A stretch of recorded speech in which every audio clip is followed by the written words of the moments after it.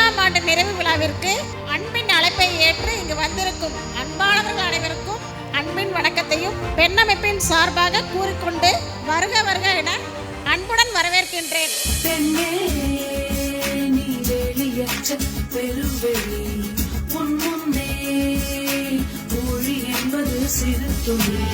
சிறைகளை முறி சிறகெனவே இலக்கை நோக்கி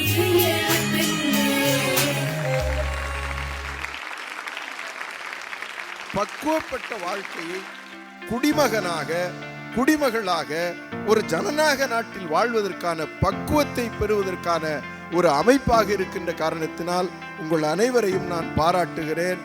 நர்மதா அம்மா அவர்களுக்கு என்னுடைய வாழ்த்தினையும் பாராட்டுக்களையும் தெரிவித்துக் கொள்கிறேன்.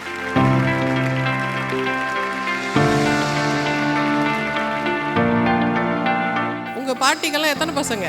10 பேர், 8 பேர், 12 பேர், 12 குழந்தைங்களை சுமந்த தோல் அது. உங்களுக்கு 2 தோல் இருக்குல்ல, 2 பசங்களை தானே சுமக்கிறீங்க.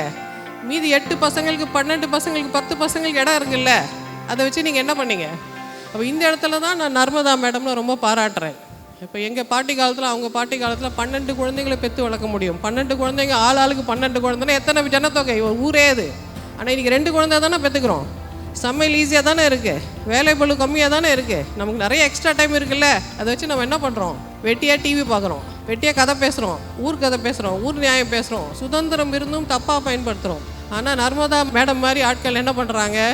இன்னும் ஒரு ஊரை கட்டி மேய்க்கிறாங்க, தலைமை பண்போடு நடந்துக்கிறாங்க. இவ்வளோ பேரை கூப்பிட்டு அவங்களுக்கு என்ன செய்யணும்னு யோசிக்கிறாங்க. மானுடத்தின் வெற்றி புத்தகத்தை பேராசிரியர் க. பழனித்துறை வெளியிட பெற்றுக்கொள்பவர் கவிஞர் நரன்.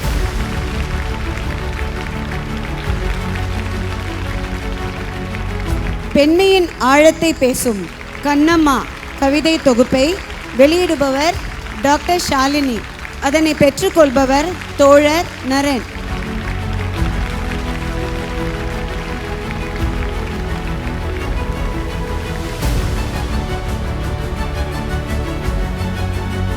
பொதுவாக ஒரு அமைப்பு தொடங்கப்படுகிறது என்றால் தொடங்கப்படும், வேக வேகமாக செயல்படும், அதன் பிறகு 2 ஆண்டுகளில் அல்லது ஓராண்டுகளிலேயே ஒரு தொய்வு ஏற்படும். அப்புறம் 3 ஆண்டுகள் 4 ஆண்டுகள் ஆகும்போது அந்த அமைப்பினுடைய செயல்பாடு ஆமை வேகத்துக்கு நகரும். அப்புறம் அது ஒரு நாள் அப்படியே தேங்கி போயிடும். ஆனால் இந்த பெண் அமைப்பினுடைய செயல்பாடை நான் தொடக்க விழாவில் கலந்து கொண்ட அந்த மாலையிலிருந்து இந்த நிகழ்வுக்கு வந்த இந்த தருணம் வரையில் பார்க்கும்போது இடைவிடாத ஒரு ஓட்டத்தை நான் அவதானிக்கிறேன். அரசியல் சரி, அது என்னங்க பெண் அரசியல்? முதல்ல பொம்பளை பிள்ளைங்களும் படிக்கலான்னு உரிமை கொடுத்தாங்க. கொடுத்த உடனே பொம்பளை பிள்ளைங்க எல்லாத்தையும் நாம பள்ளிக்கூடத்துக்கு அனுப்பிட்டோமா? அனுப்புனா அப்புறம் எப்படி பொம்பளை பிள்ளைங்களை பள்ளிக்கூடத்துக்கு வர வைக்கிறதுன்னு யோசிச்சாங்க. அப்புறம் நிறைய தனி பெண் பள்ளிக்கூடங்கள் ஆரம்பிச்சாங்க. அதுக்கப்புறம் தான் பொம்பளை பிள்ளைங்க கொஞ்சம் கொஞ்சமா படிச்சு இன்னைக்கு பொம்பளை பிள்ளைங்க அதிகம் பாஸ் ஆகுதா, ஆம்பளை பிள்ளைங்க அதிகம் பாஸ் ஆகுதா? பாதியில படிக்க ஆரம்பிச்ச நம்ம பெண்கள் இப்ப அவங்க தான் படிப்புல முன்னோடியா இருக்காங்கன்னா அப்ப எவ்வளவு புத்திசாலி பெண்கள் நம்ம பெண்கள். அந்த புத்திசாலி பெண்கள் எல்லாரும் அரசியலுக்கு வந்துட்டா இந்த அரசியல் எப்படி இருக்கும்? இந்த நாடும் உலகமும் எவ்வளவு சுபிக்ஷமா இருக்கும்? அந்த மாதிரி உலகத்துல சரிபாதி இருக்கிற பெண்கள் எல்லாரையும் அரசியல் பழகிறதுக்கான ஒரு தளம் தான் இந்த பெண் அரசியல் களம்.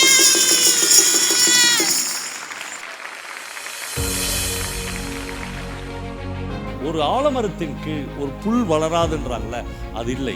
ஒரு ஆணுக்கு கீழ் ஒரு பெண் வளரவே முடியாது. எத்தனை பேர் நம்ம எல்லாவற்றையும் எங்கெங்கெல்லாம் இழந்து எப்படியெல்லாம் நம்ம வாழ்க்கையை சீரழிச்சு போயிடும். இந்த ஈக்குவலாக நடத்துறோன்றதே பயங்கர ஆணாதிக்கத்தன்மையான வார்த்தை தான். அப்போ ஈக்குவலாக நடத்துறோன்னா உங்கள்கிட்ட தான் எல்லாம் இருக்குதுன்னு அர்த்தம்.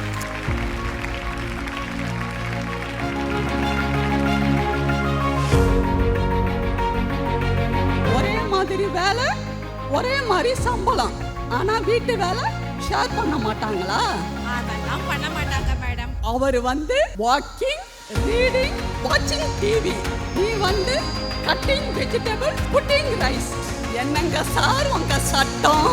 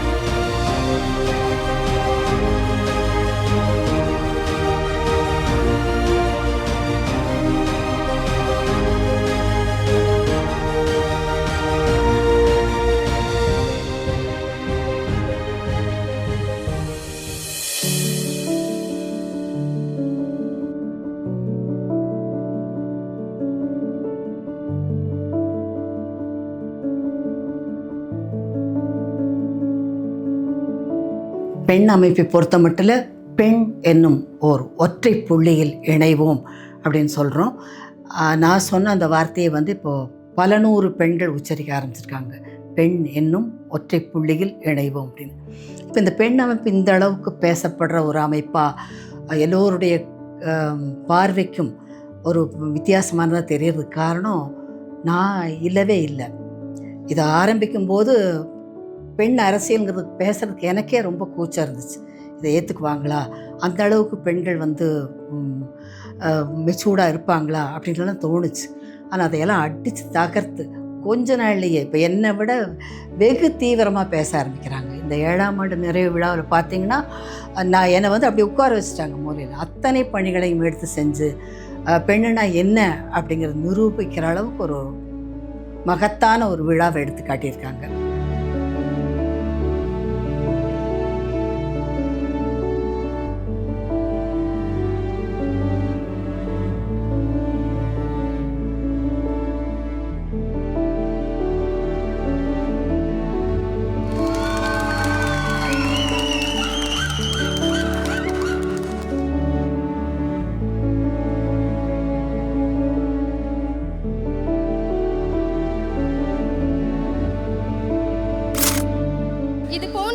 நமக்கு முன்பாக பலர் செய்த சிந்தனைகளாலும் செயல்களாலும் கிடைத்த மாற்றங்களை இன்று நாம் உரிமையோடு ஏற்றுக்கொள்கிறோம். அடுத்தடுத்த மாற்றங்களுக்கான செயல்பாடுகள் செய்வதை நமது கடமையாக கருதி பெண் அரசியலை முன்னெடுப்போம். பெண்களால் பெண்மையுடன் வாருங்கள். மீண்டும் ஒரு முறை அனைவருக்கும் நன்றி கூறி விடைபெறுகிறேன். நன்றி, வணக்கம்.